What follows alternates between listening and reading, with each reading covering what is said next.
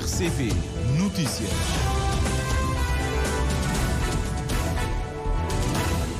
Relógio marca 13 horas em Cabo Verde. Está a começar o Jornal da Tarde da RCV, edição para esta quinta-feira. Abrimos com os principais títulos. Boa tarde. O Presidente da República apela ao diálogo para fortalecer acordo de pescas com a União Europeia e beneficiar o setor pesqueiro. José Maria Neves falava à imprensa após visitar a conserveira Sucla. Cabo Verde está atento às mudanças na política económica dos Estados Unidos e segue com atenção as novas tarifas anunciadas pelo Presidente Trump. Agricultores do Fogo continuam preocupados com falta de água para rega. Estas preocupações foram levantadas em encontros com os deputados do MPD durante as visitas ao círculo eleitoral. Suspeito de disparo de arma de fogo no posto de combustível da Rotunda da Ribeira Bote em prisão preventiva. Hungria abandona Tribunal Penal Internacional. O anúncio é feito numa altura em que o primeiro-ministro de Israel visita o país. Estas e outras notícias para acompanhar neste jornal, numa edição e apresentação da jornalista Milu Rodrigues. Boa tarde.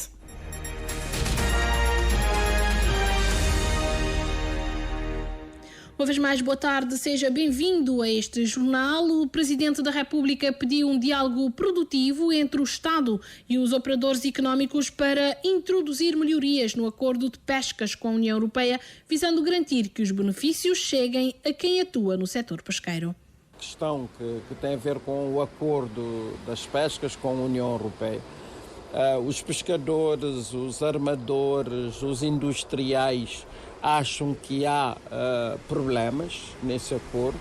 Eu acho que com o desenvolvimento do país, com o crescimento do país, é importante que haja um diálogo mais elevado e mais produtivo entre o Estado e os operadores económicos nesse setor para dirimir as dúvidas e para introduzir as melhorias que são com certeza necessárias para termos um acordo de pescas que sirva melhor os interesses de Cabo Verde e, consequentemente, dos diferentes operadores no setor das pescas. José Maria Neves falou à imprensa após visitar a fábrica de conservas Sucla e destacou que o êxodo de jovens para outras ilhas tem resultado em uma escassez de mão de obra em São Nicolau. Claro que a saída da mão de obra qualificada afeta a fábrica e é uma questão que tem que ser analisada. E se considerarmos os custos de insularidade de uma ilha mais periférica como São Nicolau, é preciso um apoio mais forte do Estado ao desenvolvimento da indústria nacional. Desde segunda-feira que o Presidente José Maria Neves cumpre um programa de visitas à ilha de São Nicolau e chegou hoje ao Tarrafal, onde também ressaltou a necessidade de uma discriminação positiva da ilha em relação aos investimentos para o desenvolvimento económico. Trazer mais investimentos privados para a ilha de São Nicolau, na área da hotelaria e turismo, na área da agricultura, na área das pescas, na área da indústria agroalimentar e também desenvolver outras atividades, designadamente o turismo, a pesca desportiva e etc., para podermos acelerar o ritmo de crescimento da ilha de São Nicolau. O Presidente da Câmara diz que, diferentemente de toda a ilha, aqui está a haver algum crescimento para ver como discriminar positivamente São Nicolau, dando-lhe melhores condições para se despertar e se levantar no contexto nacional. Declarações do Presidente da República que foram recolhidas pelo jornalista Rony Brito. Durante a tarde, o Presidente da República vai estar ainda no complexo de pesca do Tarrafal e visita igualmente as sedes da Igreja do Nazareno e da Paróquia de São Francisco. Cabo Verde está atento às recentes mudanças na política económica dos Estados Unidos, nomeadamente as novas tarifas anunciadas pelo presidente Trump.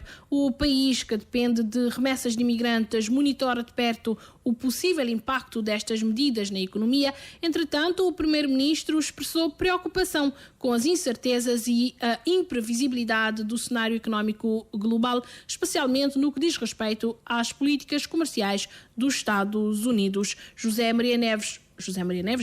Ulisses Correia e Silva garante, no entanto, que as remessas dos imigrantes não vão ser afetadas. Todo mundo está a acompanhar com a mesma preocupação.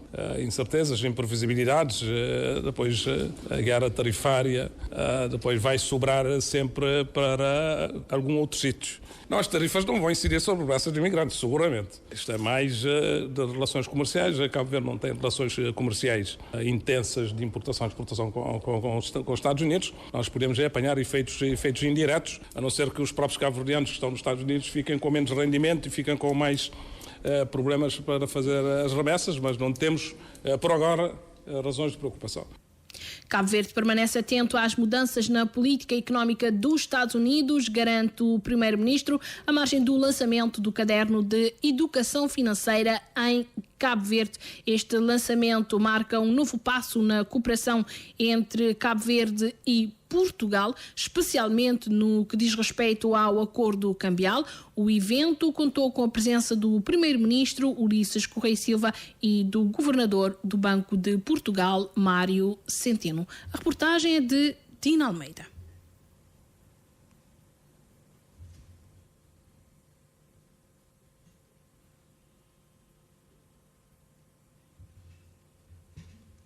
Este é um som que nos deve chegar da ilha de Santiago, dos estúdios da praia, mas que por enquanto não conseguimos ter em antena. Passamos então a outras notícias, outros desenvolvimentos. O presidente da Câmara do Comércio, Indústria e Serviços de Sotavento está na cidade espanhola de Sevilha, onde participa há 3 dias no Fórum Mundial sobre o Desenvolvimento Local, um encontro que Marco Rodrigues vê como uma oportunidade para Cabo Verde se mostrar aos empresários internacionais como um bom destino para investimentos. À margem do fórum, Marcos Rodrigues encontrou-se já com os empresários de Guatemala, Mauritânia e Marrocos, a quem deu a conhecer as oportunidades de investimento em Cabo Verde.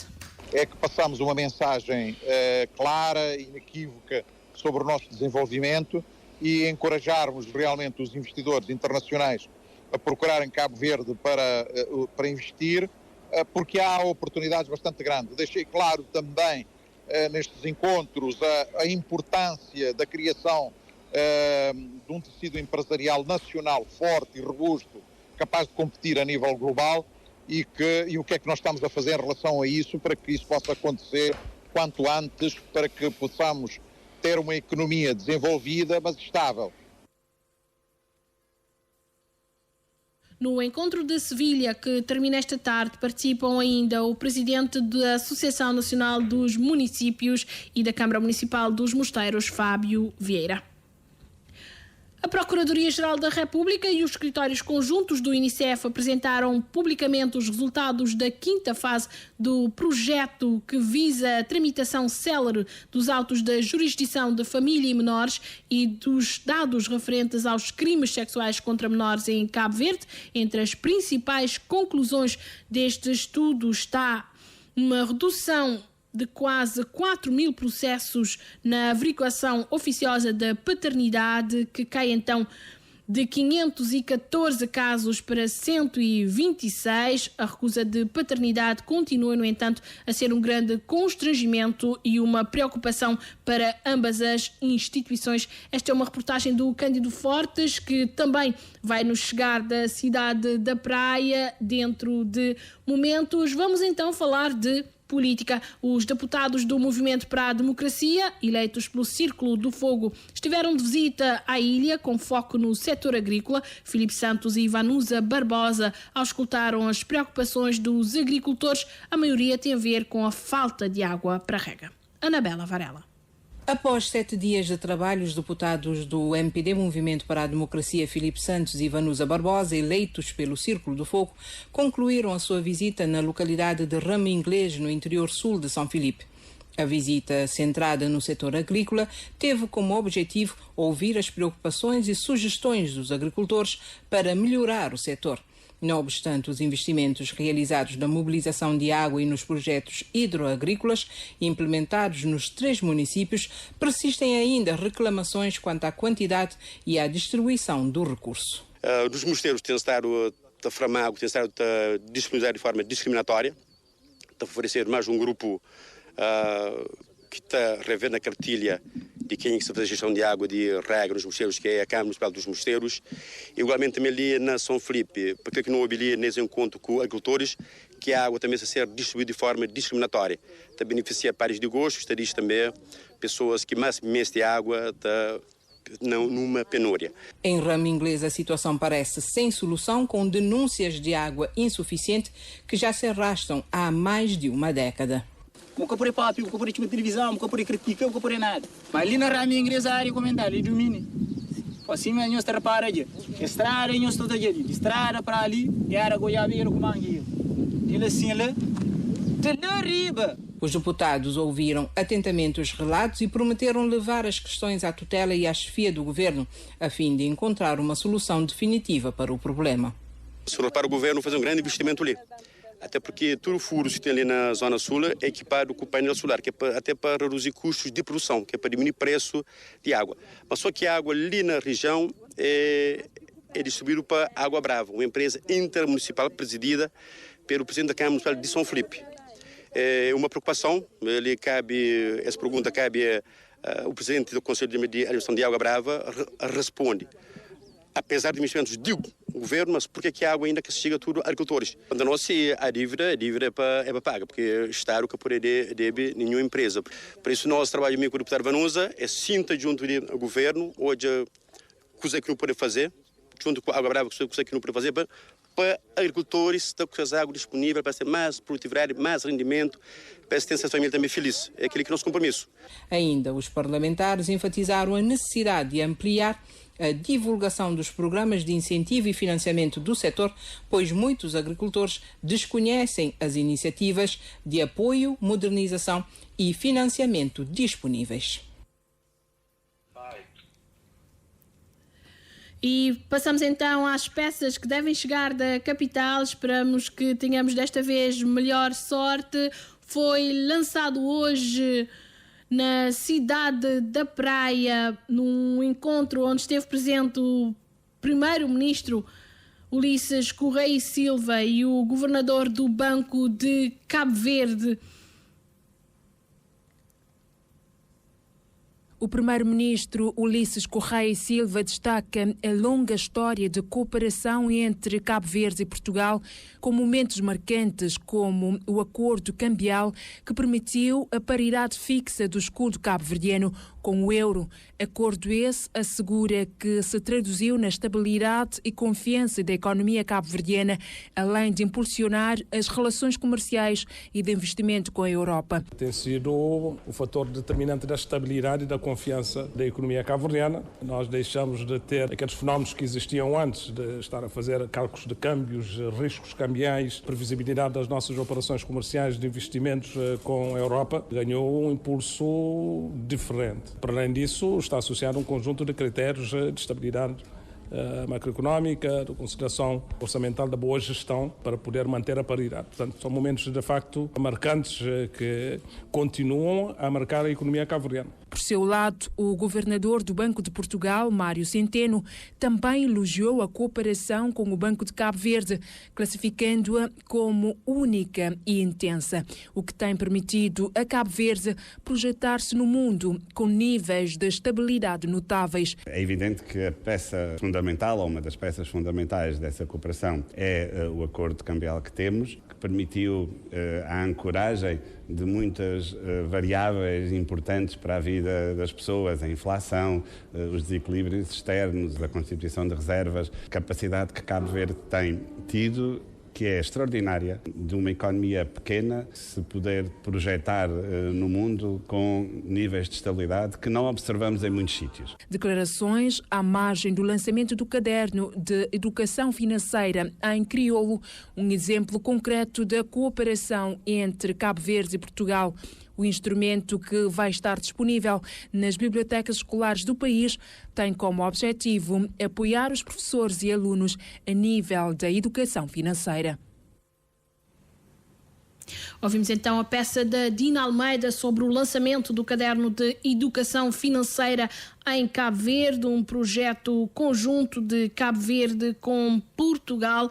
Vamos então agora aos resultados do estudo apresentado hoje na cidade da Praia sobre a questão dos dados de paternidade. A Procuradoria-Geral da República e os escritórios conjuntos do Unicef apresentaram publicamente estes resultados da 5ª fase do projeto, com vista à tramitação célere dos autos da jurisdição de família e menores. A recusa de paternidade continua a ser um grande constrangimento e uma grande preocupação. Também o fato da agressão sexual estar a atingir já crianças abaixo dos 12 anos. A reportagem é de Cândido Fortes.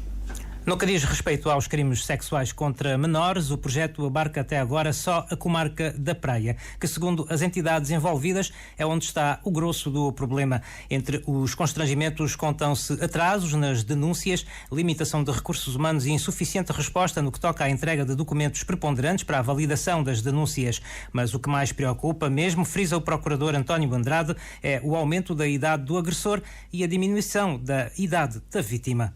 Temos como vítima mais nova uma pessoa de 6 anos de idade e a pessoa agressora mais velha, 86 anos. A partir dos 12 anos são enquadrados no regime socioeducativo, mas as crianças, tanto a idade inferior a 12 anos, são encaminhadas para a Curadoria de Menores para, tanto, proteção. Mas enquanto consequência do facto criminoso que praticaram, não têm consequências. Tivemos um total de 477 intervenientes processuais ouvidas em instrução, com encerramento de 126 processos. Na área da averiguação oficiosa de paternidade, continuam os constrangimentos da localização de intervenientes devido à mobilidade interna e internacional e no acesso tardio a resultados de testes de DNA que são feitos fora do país. Ainda assim, o cenário mudou pela positiva. Desde o início da parceria, realça a procuradora Isolina Almeida, nomeadamente na redução dos processos. Nós tínhamos quase 4.000 processos pendentes a nível da averiguação oficiosa da paternidade e hoje temos 514 até dezembro de 2024. Os números mais expressivos são na comarca da Praia. Começamos a nível do projeto com quase 3.000 processos que arrastavam-se durante esses anos, desde 2003, como eu disse, mas agora na comarca da Praia temos 160 processos pendentes, a maioria a aguardar exames de DNA e também localização de intervenientes processuais no país e no estrangeiro. A recusa da paternidade continua a ser o principal motivo da necessidade de se averiguar a paternidade. E nós temos a necessidade para fazer a prova em juízo de fazer o exame de DNA para confirmar se realmente é o suposto pai. Nesta 6ª fase queremos dar maior atenção aos crimes sexuais. Em relação ao processo de expressão de alimentos, de acordo com os dados apresentados, foram resolvidos este ano judicial 783, então a entrada dos processos de alimentos aumentaram. Se for uma pessoa que trabalha, a lei permite que se retire já no salário. Mas quando é um trabalhador informal, que é a maioria, infelizmente, nós temos este constrangimento. Daí a pendência também a nível de alimentos. Neste momento, na comarca da Praia, foram 488. De um total de mais de 5.000 processos entre casos de paternidade e crimes sexuais contra menores, o Procurador-Geral da República, Luís Landim, diz que são resultados bastante positivos e as perspectivas são de alargar o projeto. Engloba apenas a Praia em relação aos crimes sexuais contra crianças. Daí que têm sido apresentados apenas esses dados. Mas é claro que estamos a pensar alargar, já esta 6ª fase vai englobar pelo menos São Vicente de Sal e Boa Vista. Os resultados imediatos são mais registros, mais alimentos. Começamos com 5.000 e tal processos, ao fim e ao cabo, e agora temos 500 e tal processos pendentes só. Quer dizer que 4.000 e tal, como vimos, foram resolvidos. E são umas crianças com os direitos respeitados. A apresentação pública dos resultados da quinta fase da parceria entre a Procuradoria-Geral da República e os escritórios conjuntos do Unicef em Cabo Verde contou com a presença da Secretária de Estado da Inclusão Social, Lídia Lima, e do representante residente do Unicef, David Matern, que enalteceu o facto de que Cabo Verde tem uma das mais altas taxas de registro de paternidade na região africana ou na sub-região africana, com 98,5% em 2024, enquanto, por exemplo, no Senegal, para a mesma taxa, verificou-se apenas 60% no mesmo ano. A acusa de paternidade continua a ser um grande constrangimento em Cabo Verde, mas a grande preocupação é o fato da agressão sexual estar a atingir já crianças abaixo dos 12 anos de idade.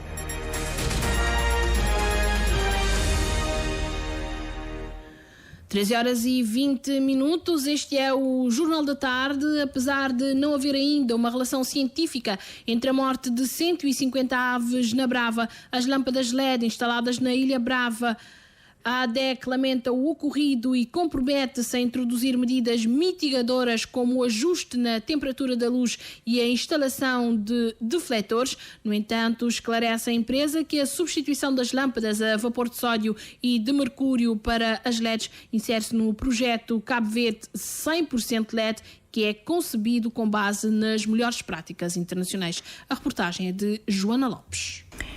Em relação às informações divulgadas sobre a morte de mais de 150 aves na Ilha Brava, provocada pelas lâmpadas LED instaladas pela ADEC, o administrador da empresa de distribuição e comercialização de energia, Osvaldino Lopes, lamenta o ocorrido e compromete-se a introduzir medidas corretivas caso for comprovado ser as lâmpadas recentemente instaladas pela ADEC a causa do ocorrido. Lamentamos muito e que uma situação do género, por exemplo, na Ilha da Brava, embora ainda não haja uma relação cientificamente comprovada entre os novos candeeiros e a morte das aves, se for comprovada uma relação direta entre a iluminação e a mortalidade das aves na Ilha Brava, a EDEC não hesitará em implementar medidas mitigadoras com ajustes na temperatura da luz para tons mais quentes, a instalação também de defletores para reduzir a dispersão da luz para o céu e mesmo na revisão de um cronograma de funcionamento da iluminação pública. Essa é a nossa matéria, é o nosso compromisso. Esclarece que a instalação das lâmpadas LED na Brava se insere no projeto Cabo Verde 100% LED, em que a ilha foi escolhida para ser o município pioneiro. A ideia é que temos de erradicar efetivamente as lâmpadas a vapor de sódio e de mercúrio e posicionar dentro da transição energética. Esse projeto Cabo Verde 100% LED é um projeto exclusivamente da responsabilidade tanto a nível estratégico como financeiro do Governo de Cabo Verde. Portanto, ele foi concedido com base nas melhores práticas internacionais sobre a eficiência energética e a sustentabilidade. Além de reduzir o consumo da energia e as emissões de carbono, a iluminação pública também visa melhorar a segurança pública. E sobre a possibilidade de mandar desligar as referidas lâmpadas recentemente instaladas na ilha, diz ser uma competência da Câmara Municipal da Brava, apesar de considerar não ser este o melhor caminho. A responsabilidade de mandar ligar as luzes não é de competência mesmo da própria ADEC. Porque mesmo a lei anterior e do que está sendo feito agora para entrar em vigor rapidamente, a responsabilidade da iluminação pública são dos municípios. Nós não sabemos qual é o motivo da morte das aves. E ainda estamos a duvidar. No entanto, estamos abertos, mas acredito que não seria também o caminho de um município responsável, que acredito seja Brava, um município do bem, para penalizar também a ilha noutro sentido.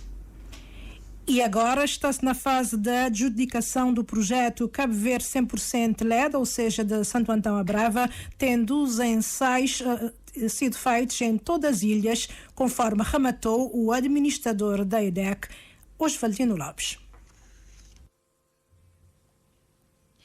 Muito obrigada, Joana Lopes. Então, com esta notícia que nos chega da Brava, apesar de não haver ainda uma relação científica entre a morte de 150 aves na Brava e as lâmpadas LED instaladas na ilha, a EDEC lamenta o ocorrido e compromete-se a introduzir medidas mitigadoras.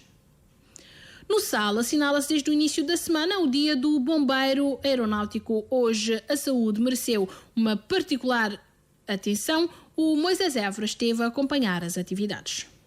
E hoje o programa contou com uma palestra aberta, versando os cuidados para com a saúde, com realce para a hipertensão. É só colaboradores do aeroporto, mas sim, a nível comunidade, não queria partilhar essa questão muito relevante, modo não perceber o palestrante, ele mostra pequenas coisas que marcam a diferença quando o bocata cuida e que pode levar a hipertensão arterial, que é uma doença silenciosa. E ele acho que ele foi claro ali, nessa matéria. E o bombeiro que está a escapar isso, não tem que preparar, não tem que cuidar para não poder dar resposta a uma missão. Graças a Deus não tem tido um aeroporto tranquilo, sem nenhuma questão, sem nenhum problema. Deus queira que continue sempre assim. Mas nós é consciente que estou a fazer exercícios durante a semana para não estar pronto para dar resposta. Hélder Évora, chefe de Serviço de Operações de Socorro e Salvamento e chefe de Bombeiros de Ilha do Sal.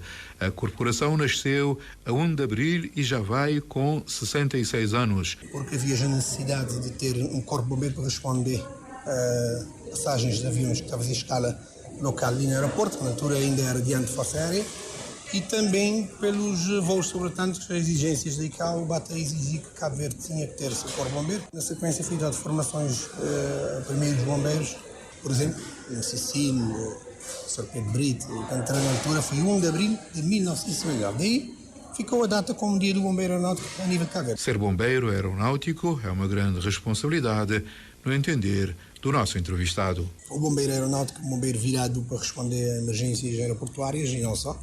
Mas o foco é a emergência aeroportuária para dar o quê? Para dar o piloto da companhia aérea segurança de que quando a aeronave, se equipamento escala ou sobrevoa em qualquer determinada zona que ele tiver que passar, ele tem garantia, mas numa situação de emergência, na divergência para socorro, né? Ele saber que ele tem níveis de segurança, um daqueles e tem bombeiros à altura, com equipamentos à altura também para dar resposta. Toda companhia que também ali, ele saber que ele tem um aeroporto com bombeiros que dá de segurança na aterragem, descolagem, durante reabastecimento, etc. Movimentos dentro do aeroporto. E Cabo Verde conta com 60 bombeiros aeronáuticos, 36 trabalham na Ilha do Sal. Em Santo Antão, os professores de Educação Artística dos Concelhos da Ribeira Grande e do Paúl estão reunidos num workshop. Ao longo destes dias, os professores vão refletir e dialogar sobre os programas e trocar experiências. É uma iniciativa da Delegação do Ministério da Educação da Ilha, na Ribeira Grande, e está enquadrada no Dia do Professor Cabo-Verdiano, que se celebra a 23 de abril. Teresa Pinto. O evento acontece na cidade da Ribeira Grande e reúne professores que lidam com o mundo artístico. Uma iniciativa da Delegação do Ministério da Educação no Concelho da Ribeira Grande, que quer uma troca de experiência entre os professores, conforme explica a delegada Elizabeth Santos. O objetivo, primeiro, é fazer análise de programas e também com as guias de educação artística e também promover troca de experiências entre os professores de educação artística, tanto do Concelho de Ribeira Grande como também do Paúl, que não tem tudo que os professores de educação artística de Paúl também ali, que o objetivo mesmo é fomentar troca de experiências e análise do programa e tentar levar crianças a desenvolver mais esse pensamento criativo, crítico em relação à educação artística e fazer bonito. O workshop de 3 dias será coordenado por docentes da Universidade de Cabo Verde, que irão partilhar com os professores as melhores formas de ensino das artes. Nós é que conceber programas e guias de professores do primeiro até o 10º.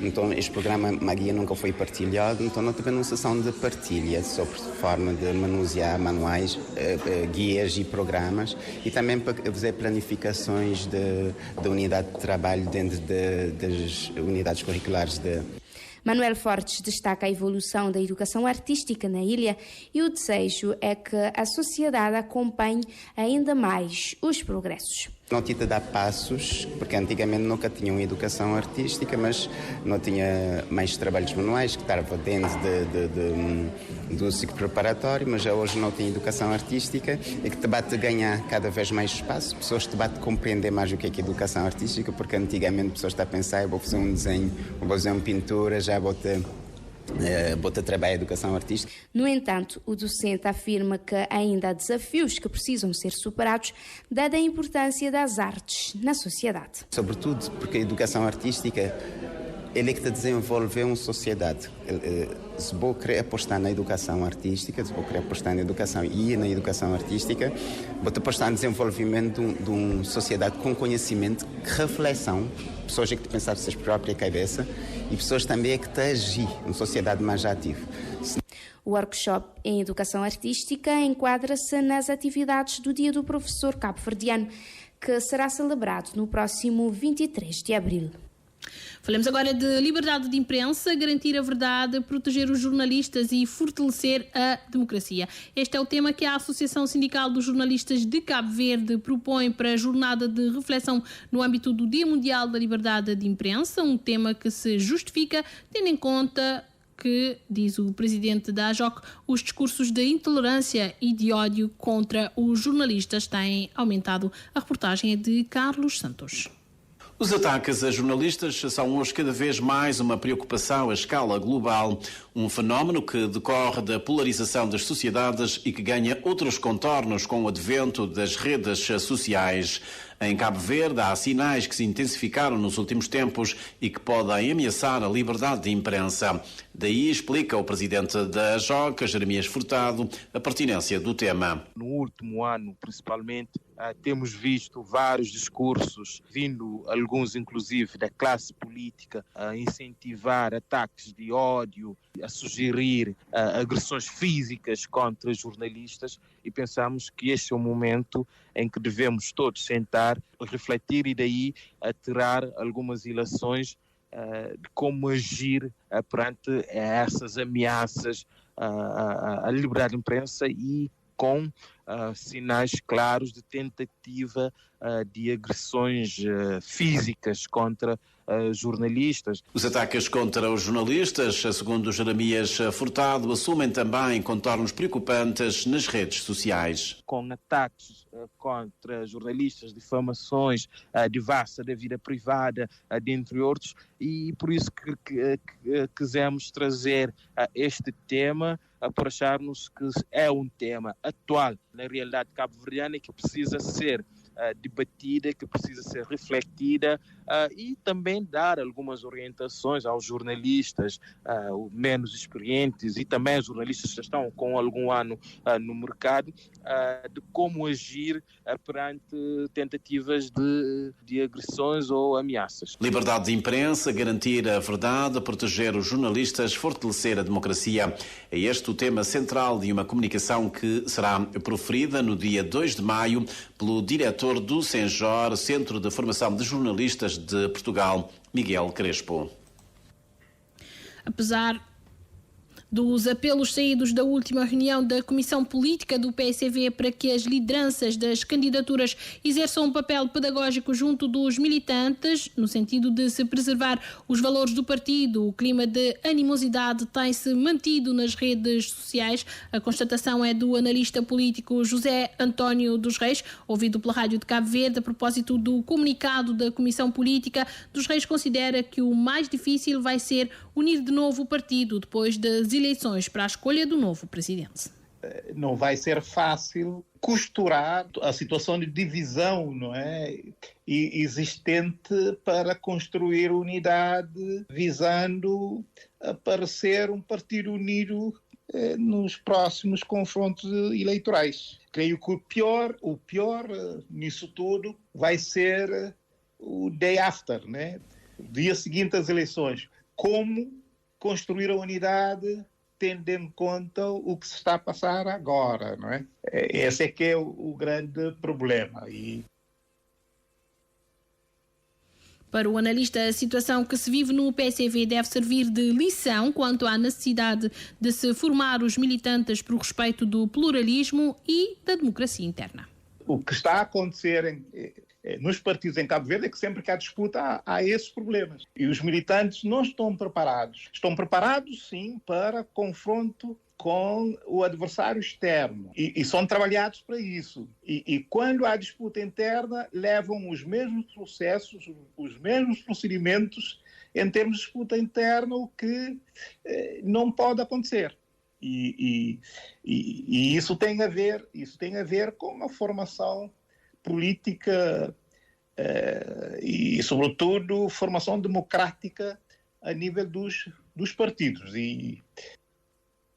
Na reunião da passada terça-feira, a Comissão Política decidiu aguardar o desfecho do processo interposto por um limitante junto do Tribunal Constitucional. Assim que for conhecido o veredito final, será marcada uma reunião extraordinária do Conselho Nacional que vai fazer a escolha de uma nova data para as eleições diretas e para a realização do Congresso do PAICV. Esta é uma reportagem que tem a assinatura do José António dos Reis.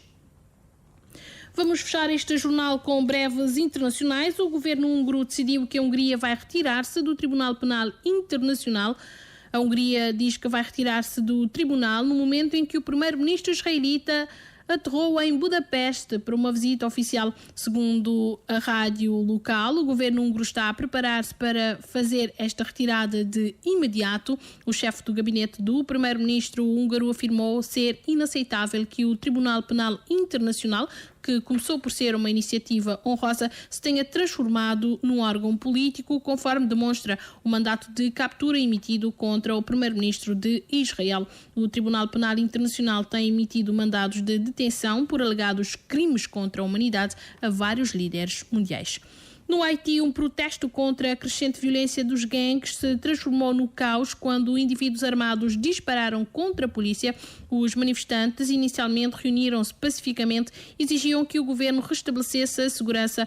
O confronto ocorreu próximo ao gabinete do primeiro-ministro e levou ao pânico e à fuga da multidão. As gangues dominam cerca de 85% da capital do Haiti.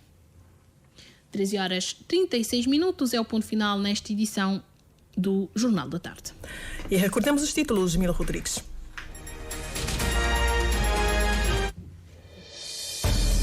O Presidente da República apela ao diálogo para fortalecer acordo de pesca com a União Europeia e beneficiar o setor pesqueiro. José Maria Neves falava à imprensa após visitar a conserveira Sucla. Cabo Verde está atento às mudanças na política económica dos Estados Unidos. Segue com atenção as novas tarifas anunciadas pelo presidente Trump. Agricultores do Fogo continuam preocupados com a falta de água para rega. Estas preocupações foram levantadas em encontros com os deputados do MPD durante visitas ao Círculo Eleitoral do Fogo. Hungria abandona o Tribunal Penal Internacional. O anúncio é feito numa altura em que o primeiro-ministro israelita visita aquele país. Fica assim concluída esta edição do Jornal da Tarde, com a Milo Rodrigues e Gary Almeida, técnica aqui na praia de Adão Brito. Teremos os títulos às 14 com a Dina Almeida.